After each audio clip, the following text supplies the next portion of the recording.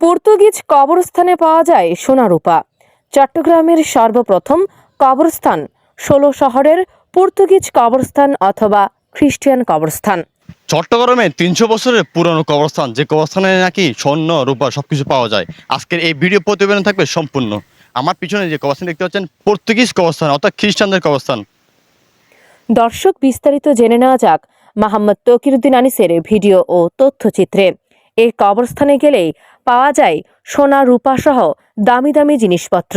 লোকমুখে শোনা যায় বেশ কয়েক বছর আগে এখানে এমন দামি জিনিসপত্র পাওয়া গেছে। আসলে কি স্বর্ণমুদ্রা পাওয়া যায় এই কবরস্থানে?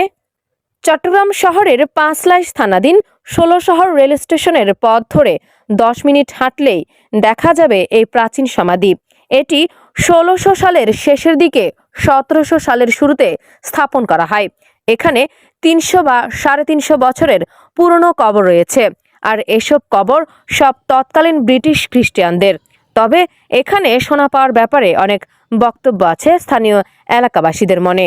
না, খ্রিস্টানের কবরস্থান তো এটা অনেক আগের, আমাদের বাপদাদার আমলের আগে থেকে, ব্রিটিশ আমলের। এরপর আমরা দেখতেছি, অনেক শুনছি আগে এখানে এরা মরলে বক্সে অনেক কিছু দেওয়া যাইতো।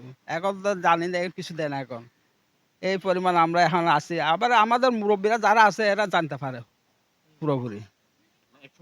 পাইছে আগে, পাইছে না আগে আগে পাইছে, এটাই এটা কি পাইছে যারা করছে এরা জানা। আমরা সোনা পাইতে পারে, যখন এরা আগে দিচ্ছে তখন পাইতে পারে।